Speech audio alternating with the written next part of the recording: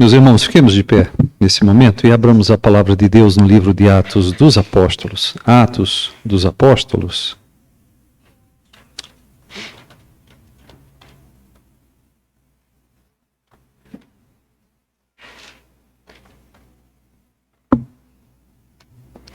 Capítulo 7.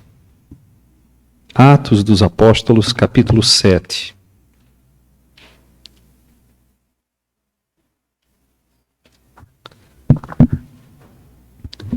Nós faremos uma leitura a partir do versículo 54 até a primeira parte do versículo 1 do capítulo 8. Atos, capítulo 7, versículos 54, a primeira parte do versículo 1 do capítulo 8. O texto sagrado diz assim: ouvindo eles isto, enfureciam-se no seu coração e rilhavam os dentes contra ele.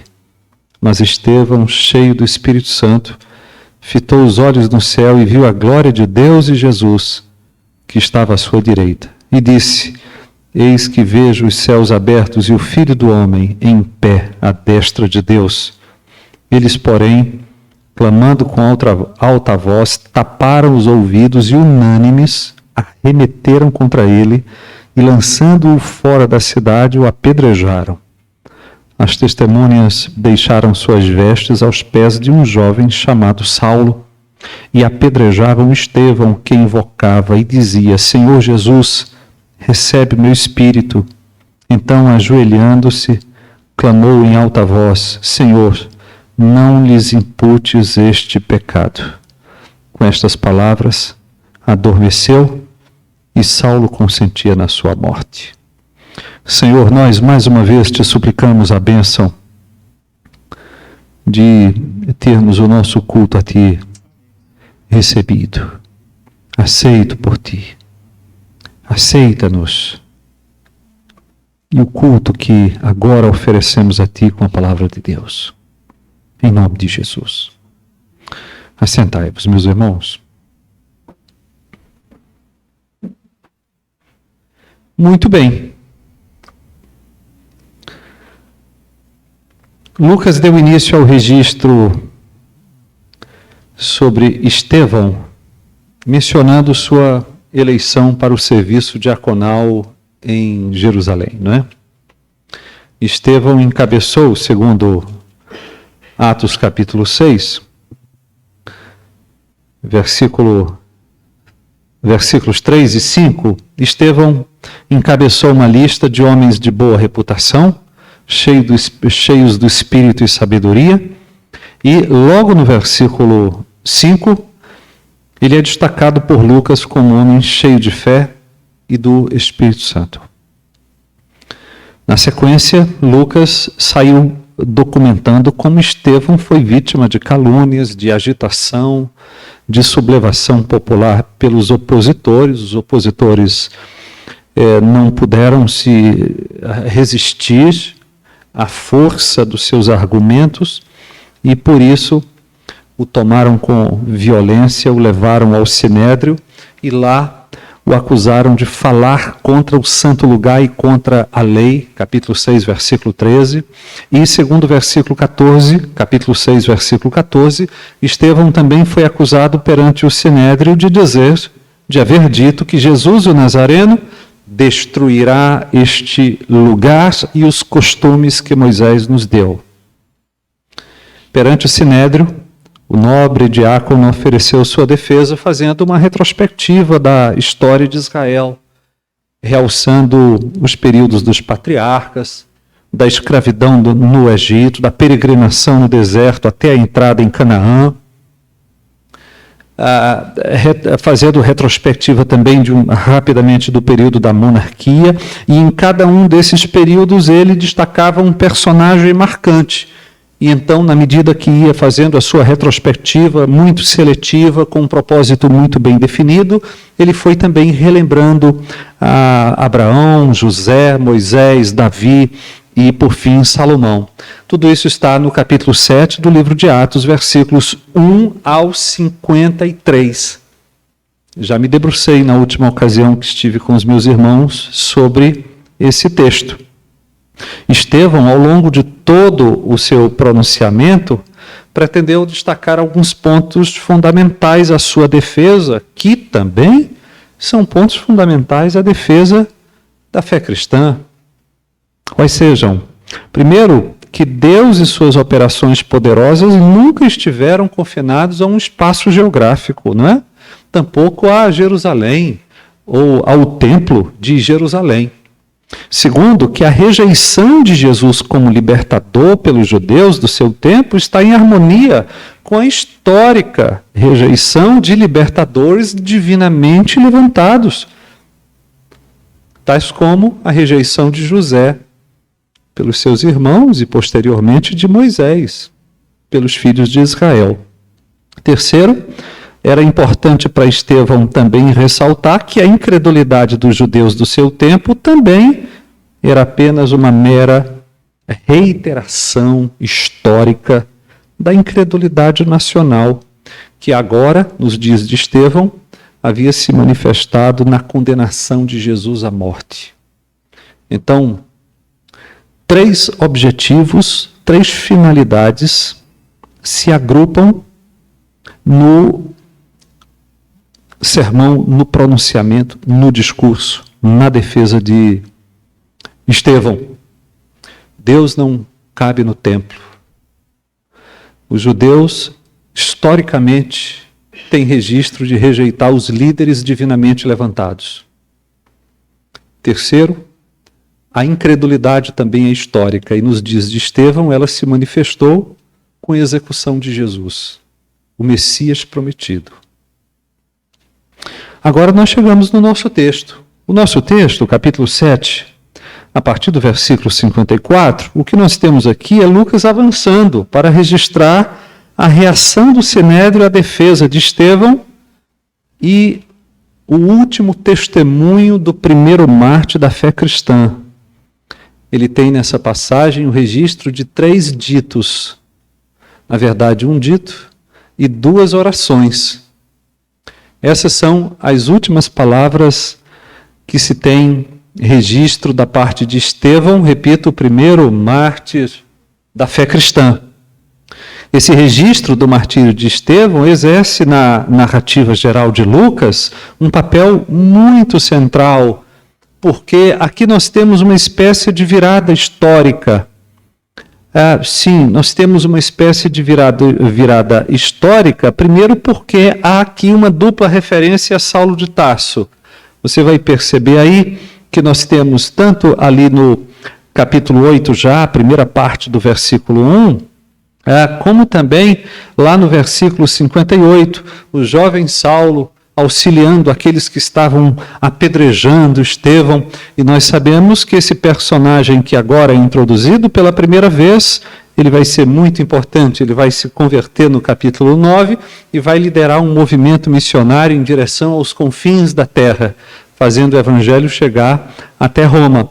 Segundo, o escritor segue narrando a perseguição e a dispersão da igreja como resultados do martírio de Estevão. É exatamente esta perseguição que culmina no martírio de Estevão a causa da dispersão e da pregação do evangelho num ambiente muito mais largo.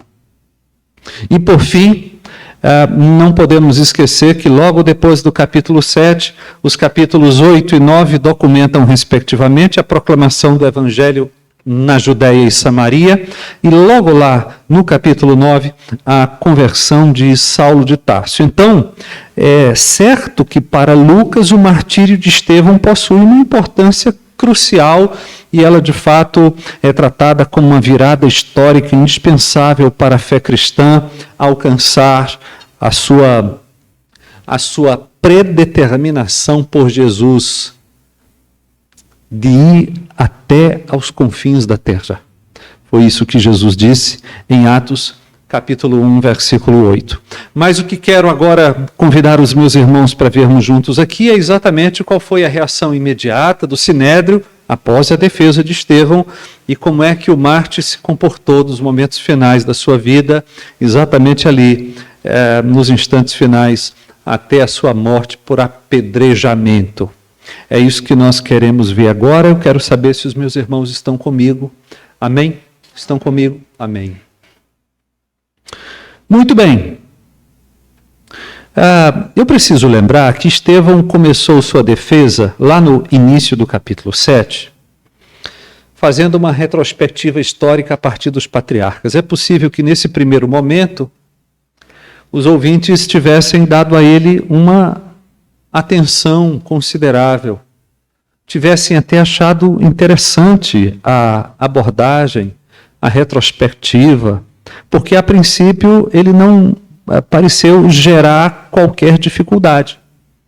Mas à medida em que Estevão foi percorrendo a sua retrospectiva, à medida em que ele foi dando continuidade ao seu pronunciamento, à sua defesa, então foi ficando cada vez mais claro, cada vez mais evidente que ele tinha um propósito e que esse propósito haveria de causar algum tipo de reação.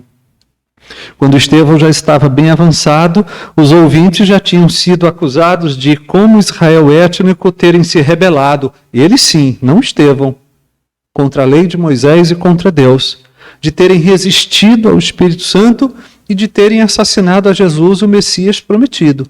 Então, um sermão que começou aparentemente tranquilo, que aparentemente deu a impressão que seria uma boa retrospectiva histórica, foi se tornando cada vez mais claro, cada vez mais contundente e termina numa acusação evidente. Isso está no capítulo 7.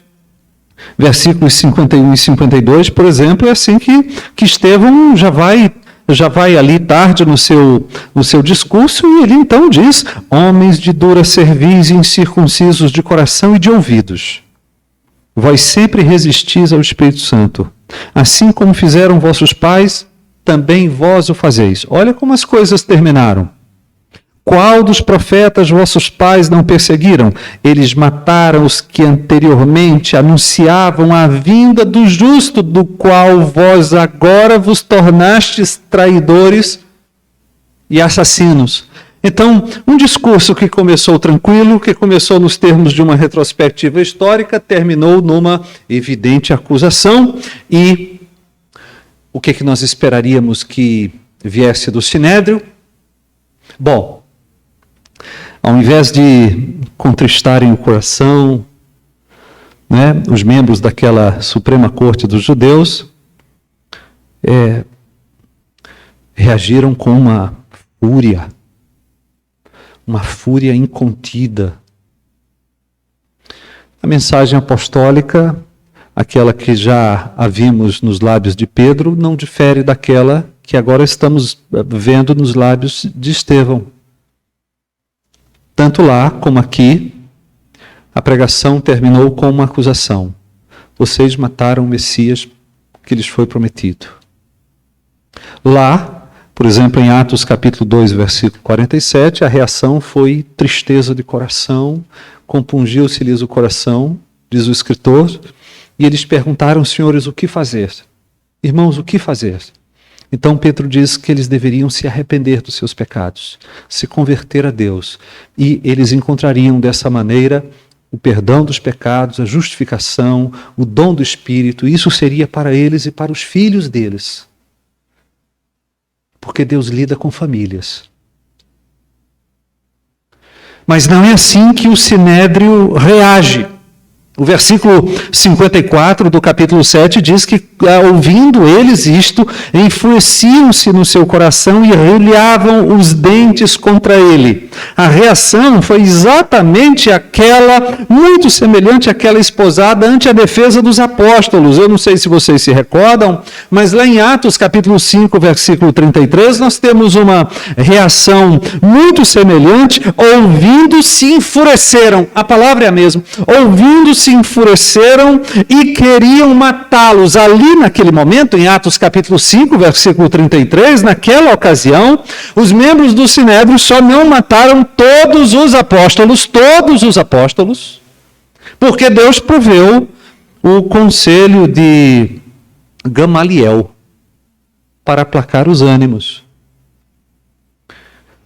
A ideia lá, em Atos 5, era exterminar os apóstolos. Todos eles tinham sido presos na ocasião, não apenas Pedro e João, como na primeira prisão. Mas então, Gamaliel pacifica as coisas e os apóstolos escapam naquela ocasião. Mas a reação é a mesma, a reação é de raiva, de fúria, fúria incontida. E nesse ponto do julgamento, Estevão, mais uma vez dito por Lucas como sendo cheio do Espírito Santo, teve uma visão celestial. O texto diz que ele fitou os olhos no céu e viu a glória de Deus e Jesus. Olha como Lucas é teologicamente preciso. Estevão não viu Deus, porque não é possível ver Deus. É possível ver uma manifestação da glória de Deus. Estevão viu a glória de Deus, viu a manifestação da presença de Deus e viu a Jesus, que estava à sua direita. E então Estevão disse na ocasião: eis que vejo os céus abertos e o Filho do Homem em pé à destra de Deus. Eis que vejo os céus abertos e o Filho do Homem em pé à destra de Deus. Preste atenção nisso, porque esse dito de Estevão nesse momento revela uma coragem impressionante. E ele sabia, Estevão sabia na ocasião, que isso traria mais fúria ainda. Isso porque o título, o Filho do Homem, fora dos evangelhos, só acontece aqui, em todo o Novo Testamento. E lá nos evangelhos, o título, o Filho do Homem, só está nos lábios de Jesus. Esse era um título que somente Jesus usou para ele. Ninguém mais o fez. E depois dos evangelhos, quando nós sabemos que esse era o título preferido de Jesus para ele, o título só volta a acontecer aqui. O título, o Filho do Homem, faz uma referência a Daniel, capítulo 3, versículos 13 e 14, quando lá se diz que o profeta viu uma figura humana recebendo de Deus, recebendo do ancião de dias, domínio e glória universais e eterno, para ser servido por todos os homens, por todas as nações. É uma figura divina. Há uma figura humana que ao mesmo tempo é divina, porque recebe do ancião de dias o domínio absoluto sobre toda a criação e o direito de ser servido por toda a criação. O título indica, portanto, a natureza divina de Jesus. Às vezes, você pode achar que o título O Filho do Homem, especialmente quando comparado com o título O Filho de Deus, parece indicar a humanidade.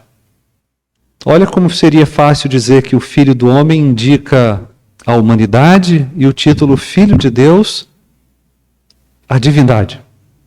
Mas não é. É, na verdade, muito mais possível que o título Filho do Homem indicasse para a mentalidade judaica da época um sentido muito mais evidente de divindade do que propriamente o título Filho de Deus. Porque esse título remontava exatamente a essa experiência de Daniel, que falava de uma figura humana. E agora, quando Estevão está resgatando o título, o Filho do Homem, ele está dizendo que a posição de Jesus é exatamente a posição de um governante absoluto que deve ser servido, adorado por toda a criação.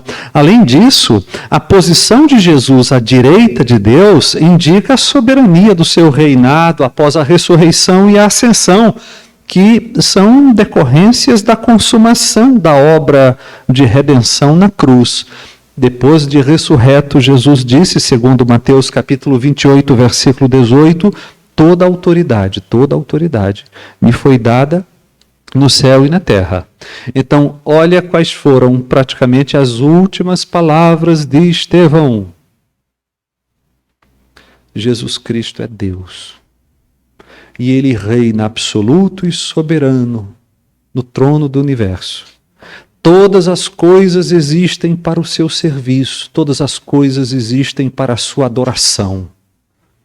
E aí, como é que vocês acham que o Sinédrio iria responder a isso? Pois bem, Estevão disse que viu Jesus em pé. Olha o que mais que está aqui. Jesus em pé. E interessante é que no original, a palavra usada para dizer que Jesus está em pé é semelhante à posição das testemunhas falsas de acusação. Exatamente como se encontra ali em Atos capítulo 6, versículo 13. Quando se diz ali, apresentaram testemunhas falsas, a palavra usada em Atos 6, 13 é a mesma que ocorre aqui para dizer que Jesus está em pé. De um lado, as testemunhas de acusação de Estevão estavam em pé para acusá-lo. De outro lado, Estevão viu o seu advogado também em pé, numa posição de contraponto, para promover a defesa do réu naquele momento. Veja aqui, segundo Anglada, um dos textos que li a respeito, Paulo Anglada disse: essa repetição parece indicar que a posição de Jesus se contrapõe à dos acusadores, como advogado de Estevão perante Deus, vindicando a sua causa. Marshall também, um outro comentador do texto, disse a respeito da posição de Jesus como em pé o seguinte: como advogado, ele estava em pé, como advogado para pleitear a causa de Estevão diante de Deus e para lhe dar as boas-vindas à presença de Deus. Então a cena é: Estevão está na posição de réu, no banco dos réus, as testemunhas de acusação estão falando contra ele, ele está sendo acusado, essas falsas testemunhas, diga-se de passagem, estão de pé, mas ao mesmo tempo, quem também está de pé para promover a defesa do servo de Deus é o advogado, é Jesus Cristo. Então veja que Estevão, com o primeiro dos seus 3 últimos ditos, conseguiu enfurecer consideravelmente os judeus, os membros do Sinédrio, não é? Nós esperaríamos que isso acontecesse, e é exatamente por isso que nesse momento os membros do Sinédrio começaram a gritar e a tapar os ouvidos. O ato de tapar os ouvidos significava exatamente uma reação à blasfêmia. Esta era a maneira aceita pela cultura da época. Tem alguém dizendo uma blasfêmia, a maneira correta de defender, de impedir que essa blasfêmia entre na mente é exatamente com o ato de tapar os ouvidos. Depois você percebe ali que eles também gritam. Esse ato de gritar também pretendia abafar a voz de Estevão. Eles não estão suportando ouvir mais nada. E o que dizem com o ato de gritar e com o ato de tapar os ouvidos é o seguinte: Estevão blasfema. Não há mais necessidade de testemunhas de acusação. Nós já temos o veredito. Ele é culpado. Nós o condenamos. E então eles não suportam mais o testemunho que Estevão dava de Jesus. E não suportando o testemunho de Estevão a respeito de Jesus, eles partiram, mas atenção para isso. Eles partiram não para a execução de uma sentença. Eles partiram para um assassinato brutal. O texto diz: arremeteram contra ele, lá no versículo 57. E nesse ponto, vale lembrar um texto que está em João, capítulo 18, apenas ouça, versículo 31, porque lá se diz que aos judeus não era lícito executar suas sentenças. O Sinédrio deveria julgar, mas somente uma autoridade romana poderia executar a pena capital. Replicou-lhes, pois, Pilatos: tomai-o vós mesmos e julgai-o segundo a vossa lei. os judeus responderam o seguinte a Pilatos: a nós não nos é lícito matar ninguém. Então isso precisa ser lembrado nesse ponto. Agora, além disso, o que Lucas descreve aqui não é um julgamento culminando em um veredito. É um julgamento que começou com um tumulto. Vocês se recordam que os opositores de Estevão tumultuaram o populacho, sublevaram, agitaram a população, e o julgamento também termina com outro tumulto. Ocorre que eles já não aguentam mais. Eles não aguentam mais aquele testemunho e eles querem dar cabo daquela testemunha de Jesus. Só que para isso eles precisam dar ares de legalidade a todo o processo. Então eles se recordam de obedecer duas leis que estão no Antigo Testamento. Uma delas é a de Deuteronômio, capítulo 17, versículo 7, quando se diz ali que a mão das testemunhas será a primeira contra ele, contra o culpado, para matá-lo, e depois a mão de todo o povo, assim eliminarás o mal diante de ti. Deuteronômio 17, versículo 7, está dizendo o seguinte: as testemunhas precisam participar do processo de execução. Isso faria com que, em tese, pessoas evitassem promover falsos testemunhos, porque isso implicaria a presença delas na execução.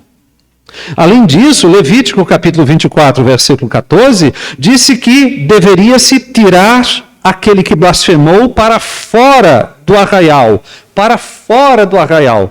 Então, olha, nós temos duas leis que são lembradas aqui. Agora você percebe que tudo isso está acontecendo para dar ao caso brutal. É exatamente isso.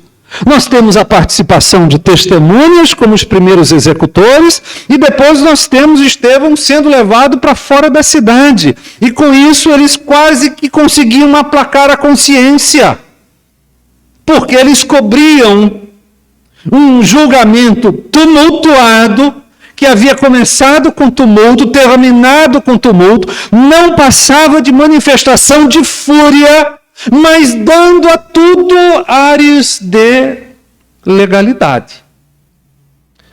Mas apesar da aparência de legalidade, notem os meus irmãos, não há no episódio nada que lembre uma atitude tranquila, refletida, que se esperaria de uma corte, de uma Suprema Corte.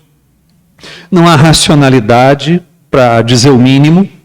De uma Suprema Corte se espera ponderação, se espera análise imparcial dos fatos, serenidade, fundamentação. E aqui há a manifestação da impaciência, que é própria de decisões impulsivas, decisões iradas. E esse raciocínio fez Justo Gonzalez concluir que aquilo não foi uma execução, foi um linchamento. E agora, no meio desse relato horrendo, lá no versículo 58, segunda parte, Lucas introduz um personagem novo na narrativa. Um jovem. A palavra jovem poderia ser usada aqui para uma pessoa de 30 anos ou 30 e poucos anos, era basicamente esta a idade do jovem Saulo. Na ocasião, ele é introduzido aqui. Talvez ele fosse frequentador de uma das sinagogas mencionadas no capítulo 6, versículo 9, a sinagoga dos da Cilícia. Saulo, lembra aos meus irmãos, era de Tarso, cidade importante da região da província romana da Cilícia. E agora ele é introduzido na narrativa. O Saulo se encarregou na ocasião de guardar as vestes das testemunhas, para que elas, digamos, tivessem um pouco mais de liberdade de movimento para apedrejar o mártir cristão. Veja que aqui Saulo está funcionando como este ajudante, não é?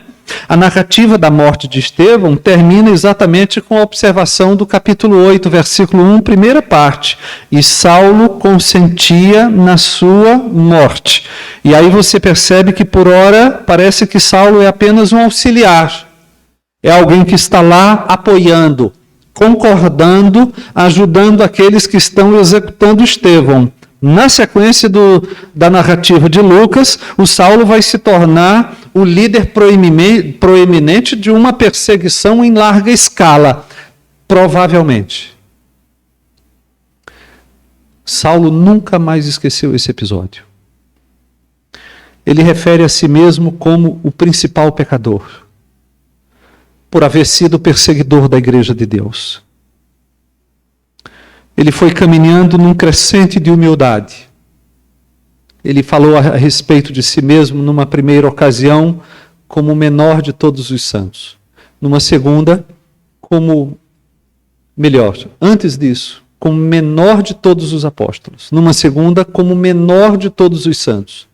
E na última fala sobre sua humildade, ele diz ser o principal pecador. É possível também que essa participação na morte de Estevão tenha sido um dos aguilhões contra os quais a consciência de Paulo era sacudida.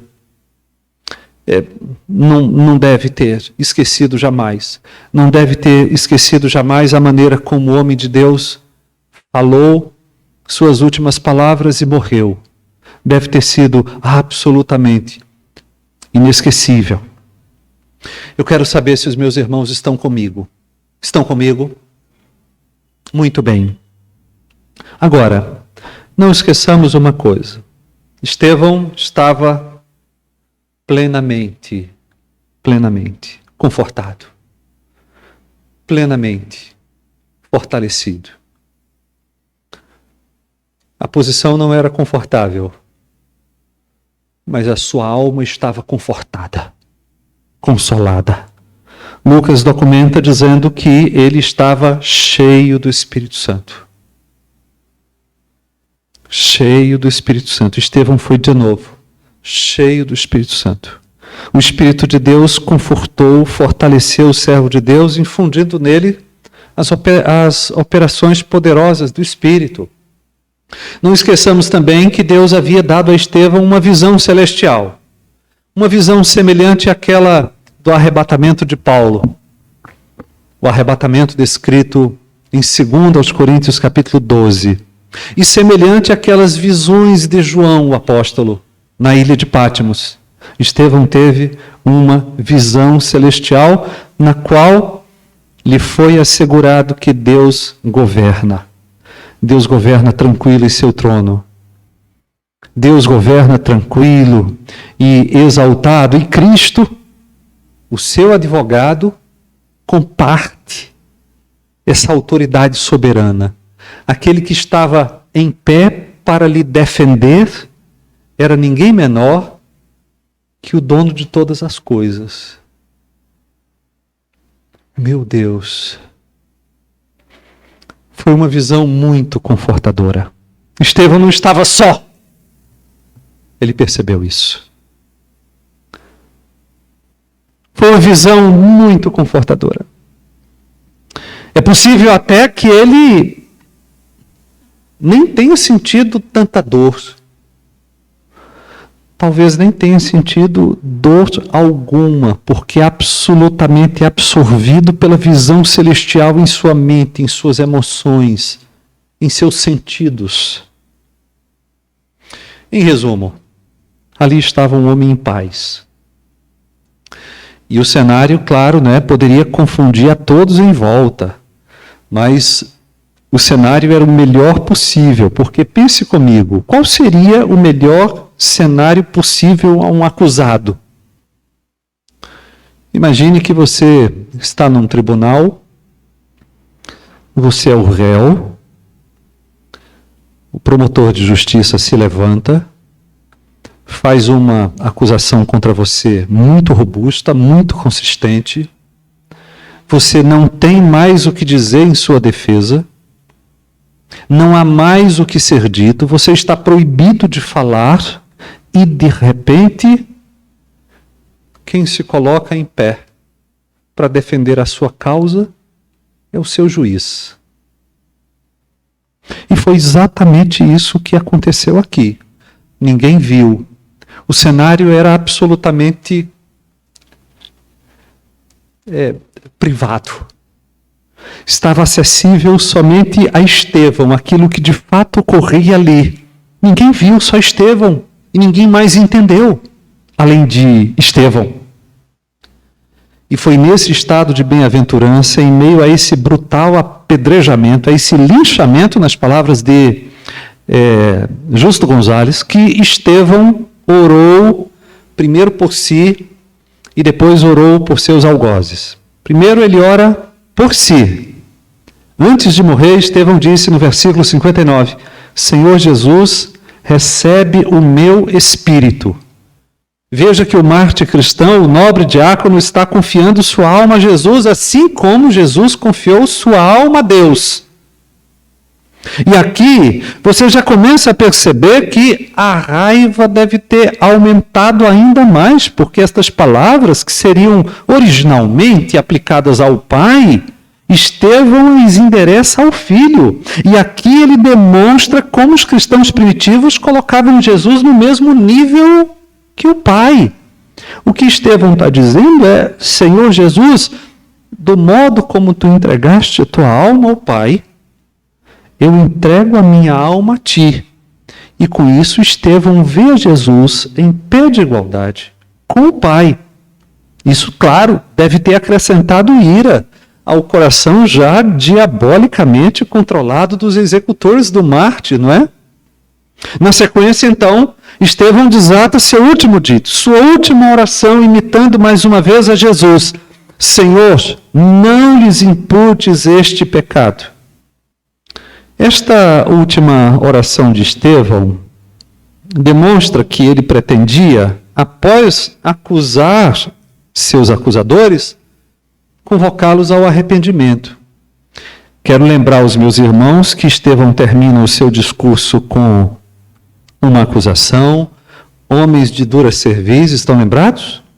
Homens de dura cerviz, vocês resistem ao Espírito Santo, vocês assassinaram a Jesus, o Messias prometido, e aí o versículo 54 vem interrompendo. Estevão tinha mais alguma coisa a dizer, provavelmente o que Estevão iria continuar dizendo era, mas Deus em Cristo oferece perdão àqueles que se convertem, que se arrependem, se arrependam. Mas Estevão foi então cortado, foi interrompido na continuidade do seu sermão. E aqui, meus irmãos, quando Estevão ora, dizendo, Senhor, não lhes imputes este pecado, ele está mais uma vez indicando o que ele pretendia com o seu sermão, não é? Mas, preste atenção nisso, ainda quando não se pode mais evangelizar, ainda se pode, o quê? O quê? Orar. Ainda se pode orar. Mesmo quando não se pode mais evangelizar. Então Lucas diz, com estas palavras, versículo 60, o quê? Adormeceu. Com estas palavras, adormeceu. Preste atenção nisso, por favor.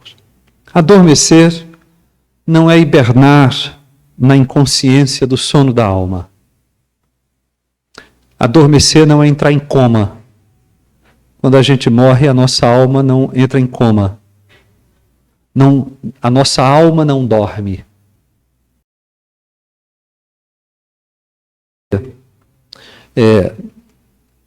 Em que pese nunca ter sido essa a mensagem dos reformadores, nem da igreja ao longo de muitos séculos, uma interferência nesse sentido entrou na igreja cristã e se mantém firme. Uma boa parcela dos cristãos acreditam que quando a Bíblia fala em dormir, está pensando na dormência da alma, no cochilo da alma. E, na verdade, nada tem a ver.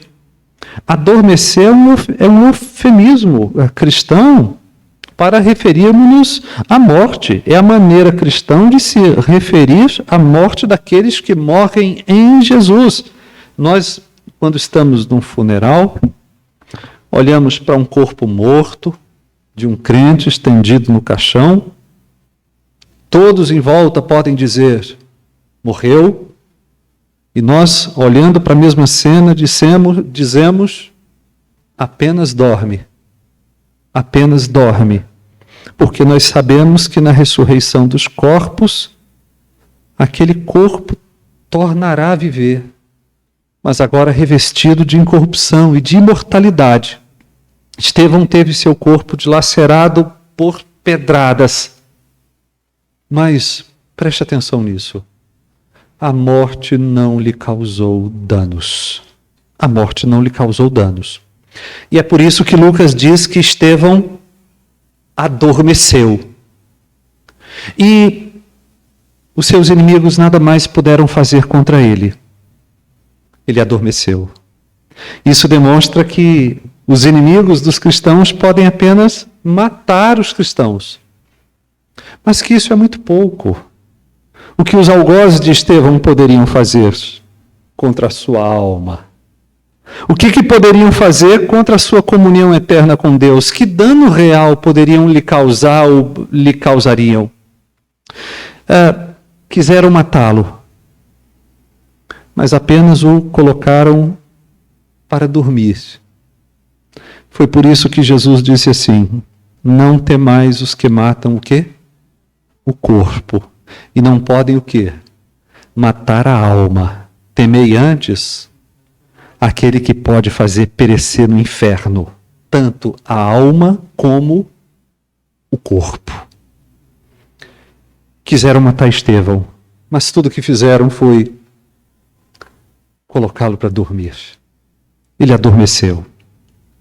A frase final do relato do martírio de Estevão está ali no capítulo 8, versículo 1, eu repito para os irmãos, e Saulo consentia na sua morte. Aqui está, presumivelmente, a introdução de um personagem muito importante, se não o mais importante da fé cristã, e também isso é colocado para dizer que Deus estava respondendo à última oração do primeiro mártir. Qual foi a última oração de Estevão? Senhor, não lhes imputes este pecado. Deus ouviu aquelas orações? Bom, Lucas põe o Saulo aqui, de novo, consentindo na sua morte. Nós não sabemos o que aconteceu com as falsas testemunhas. Também não sabemos o que aconteceu com os membros do Sinédrio, mas nós sabemos o que aconteceu com Saulo de Tarso, o terrível perseguidor da igreja. Ele não apenas encontraria perdão para os seus pecados, ele seria transformado no apóstolo Paulo, no grande apóstolo dos gentios, aquele que levaria o evangelho aos confins da terra e escreveria mais da metade do Novo Testamento. Então, a última oração de Estevão foi atendida. Pois é. O homem que nós costumamos homenagear com os nomes dos nossos filhos. E também damos, pelo menos na Europa, aqui no Brasil não temos esse costume, mas na Europa nós temos muitas igrejas de São Paulo. Seu nome também foi dado à 4ª maior cidade do mundo. E lá não é Sampa, é São Paulo. Uma cidade com mais de 22 milhões de pessoas. Existe com seu nome como forma de homenagem. Ele está aqui. Ele participou do martírio do primeiro mártir da fé cristã. Repito, ele não deve ter esquecido nunca mais esse momento assombroso de sua vida. Mas a oração de Estevão foi ouvida. E nós hoje temos muito prazer de dar a um filho o nome de Paulo.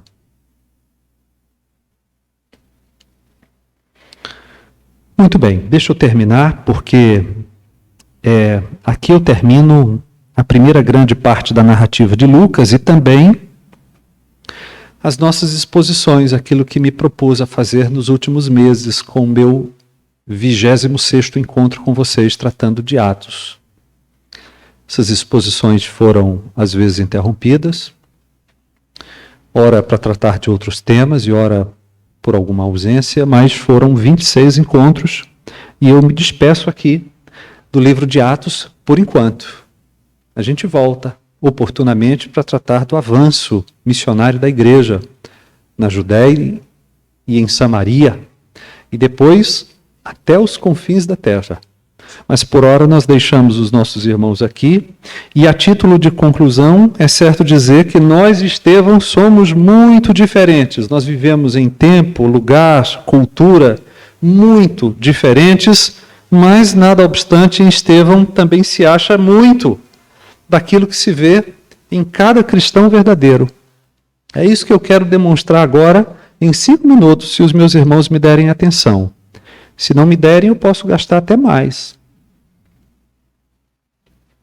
Em primeiro lugar, nem todos fomos chamados ao ofício do diaconato. Mas ainda assim, todos fomos feitos diáconos de Cristo. Porque todos fomos chamados para servi-lo e uns aos outros com aquelas capacidades, oportunidades, dons e talentos que o Espírito Santo e que a providência nos concederam. Essas capacitações, meus irmãos, nos foram dadas para que, assim como Estevão, nós prestemos serviço ao avanço do Evangelho, ao testemunho de Jesus, à proclamação da graça de Deus em Cristo, à edificação e cuidado uns dos outros, e tudo isso para a glória de Deus. E nesse sentido, embora nem todos tenhamos sido chamados para o ofício da junta diaconal, do serviço diaconal, todos nós somos diáconos, todos nós somos servos de Deus e devemos prestar a Ele e uns aos outros serviços conforme os dons que nós recebemos de Deus. Na igreja, a igreja é uma comunidade de diáconos, de servos. Lembro aos meus irmãos que esta palavra, antes de ser especializada para se concentrar no ofício da igreja, ela foi uma palavra geral, usada como sinônimo assim mesmo, de servos. Igreja é uma comunidade de servos, é uma comunidade de diáconos. E então, sim, nesse sentido, como Estevão foi, nós também somos. Segundo lugar, nem todos, e muito provavelmente nenhum de nós aqui, passaremos pelo martírio simplesmente por dar testemunho de Jesus. Mesmo porque a pena de morte foi eliminada praticamente de todas as nações civilizadas do Ocidente. Isso com raríssimas exceções. No Brasil, nós só temos pena de morte para o período de guerra declarada e para aqueles crimes militares mais graves previstos no Código Penal Militar. Isso é uma coisa raríssima. Uma das coisas que contribuiu para a eliminação na pena de morte no Brasil foi a morte de uma pessoa, de um cearense inclusive, que depois se descobriu inocente. Isso contribuiu para que o país fosse, juntamente com outras nações, gradativamente se ocupando de eliminar a pena de morte. Eu não estou aqui nem defendendo, nem acusando. Não estou querendo saber se as nações devem ou não devem ter pena de morte. Estou apenas resgatando aqui o fato de que dificilmente nós, pelo simples fato de darmos fé, a testemunho de fé cristã, testemunho de Jesus, colheremos a morte de mártires, o martírio por conta disso. Eu lembro também que a palavra martus, ou mártires, melhor, tinha originalmente o sentido de testemunha legal. Então, todas as testemunhas, no Novo Testamento a palavra é usada assim. Todas as testemunhas de Jesus, que viveram com Jesus e davam testemunho dele, e especialmente da sua ressurreição, eram mártires, para usar uma palavra usada no Novo Testamento. Ocorre que, com o passar do tempo, posteriormente, morreu tanta gente por conta do testemunho de Jesus, que a palavra mártir passou a significar aqueles que morreram por causa do testemunho que davam. E aqui nós temos talvez o embrião deste avanço semântico da palavra. Mártir, deixando de ser apenas sinônimo de testemunha para passar a significar aquele que morre pelo testemunho que dá. E aí, nesse sentido, Estevão foi mártir, tanto porque deu testemunho de Jesus, como também porque morreu por esse testemunho. E tudo indica que esse não será o caso dos cristãos ocidentais, eu repito, a não ser que os meus irmãos queiram fazer missões por aí. Um bom lugar para isso seria a Coreia do Norte, o Afeganistão e alguns países assim. Você pode sim, com certeza, enquanto nós estamos aqui falando da fé de Jesus e falando de Jesus tranquila e pacificamente, sossegadamente, nós não temos nenhum receio de ter o nosso salão de culto invadido pela polícia, invadido pelo Estado. Nada disso nos assombra nesse exato momento, mas enquanto nós estamos aqui nesta condição muito confortável, irmãos nossos, do outro lado do mundo, estão sendo perseguidos pelo simples fato de darem testemunho cristão. E então, mas por outro lado, é certo dizer que nós não vivemos nesta condição, mas também, por outro lado, nós também encontraremos pessoas que vão rilhar os dentes, gritar ante o testemunho de Jesus, tapar os ouvidos, vão se enfurecer por causa do testemunho que nós daremos. Eu nem acho que nos apedrejarão, mas desejarão que jamais tivéssemos existido. Desejarão que fôssemos eliminados, que esta gente cristã seja eliminada da face da terra. E sim, esse tipo de experiência nós vamos ter se viermos a dar testemunho fiel de Jesus Cristo. Desse modo, como Estevão foi, nós também o somos.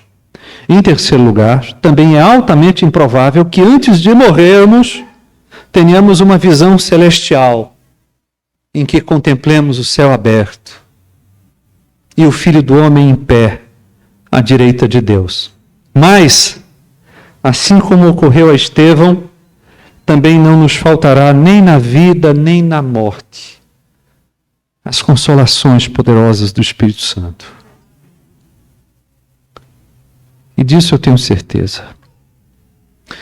Nós teremos na vida e na morte a certeza de que Deus e seu Cristo reinam soberanos no trono do universo. Nós teremos a certeza na vida e na morte que há um advogado. E que o nosso advogado é o justo juiz. O apóstolo Paulo disse: que diremos, pois, à vista destas coisas? Se Deus é por nós, quem será contra nós? Aquele que não poupou seu próprio filho, antes por todos nós o entregou, porventura, não nos dará graciosamente com ele todas as coisas? Quem tentará acusação contra os eleitos de Deus? Paulo disse: é Deus quem os justifica. Quem os condenará? É Cristo Jesus quem morreu, ou antes quem ressuscitou, o qual está à direita de Deus e também intercede por nós. Estevão não teve ajuda melhor do que a que temos. Nem teve ajuda melhor do que a que teremos nos instantes imediatamente anteriores à nossa própria morte. Sabe por quê? Porque não há nada mais poderoso do que sermos a habitação do Santo Espírito. E no final da vida, nós também, como Estevão, vamos fazer, sabe o quê? Adormecer. Nós vamos adormecer. E desse modo, como Estevão foi, nós também o somos. Por fim, somos muito diferentes de Estevão, mas a nós também foi concedida a graça de permanecermos fiéis até o fim. Estevão poderia ter escapado do apedrejamento. Vocês sabem disso, né? Poderia ter escapado. Mas cada palavra que o servo de Deus dizia apenas trazia a realidade da execução para mais próximo dele. Mas ele poderia ter negado sua fé.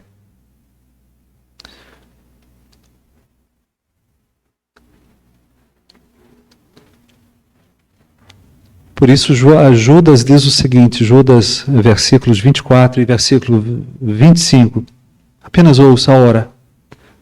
Aquele que é poderoso para vos guardar de tropeços e para vos apresentar com exultação, imaculados diante da sua glória. Note isso. Aquele que é poderoso para vos guardar de tropeços e para vos apresentar com exultação, imaculados diante da sua glória. A único Deus, nosso Salvador, mediante Jesus Cristo, Senhor nosso, glória, majestade, império, soberania, antes de todas as eras, e agora, e por todos os séculos. Amém. Veja que, assim como Estevão foi, nós também somos. Nós também seremos preservados para dar testemunho fiel da nossa fé até o fim. Amém, gente? Amém. Vamos ficar de pé.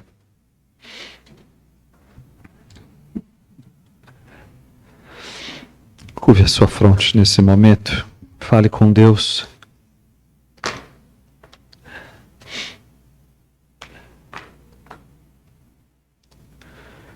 Senhor, muito obrigado por esta noite. Obrigado por tua palavra. O que nos falta? O que nos falta, Senhor? Senhor, porventura, falta-nos alguma coisa? Não, não, não, 1000 vezes não. Não nos falta nada. Não nos falta Jesus, o dom de Deus. Não nos falta sua obra, a imputação da sua obediência. Não nos falta o Espírito Santo, a presença habitadora do outro Consolador. Não nos falta nada, nada. E é por isso que nós sabemos que vamos testemunhar da nossa fé em Jesus até a morte, até o último suspiro. E nós vamos até ali, sem pudores em relação ao tema nenhum. Nós vamos até ali quando chegar o bendito dia do encontro contigo, Senhor. A nossa certeza que ali nós daremos testemunho fiel da nossa fé. Nós oramos em nome de Jesus. Pastor Edicleito.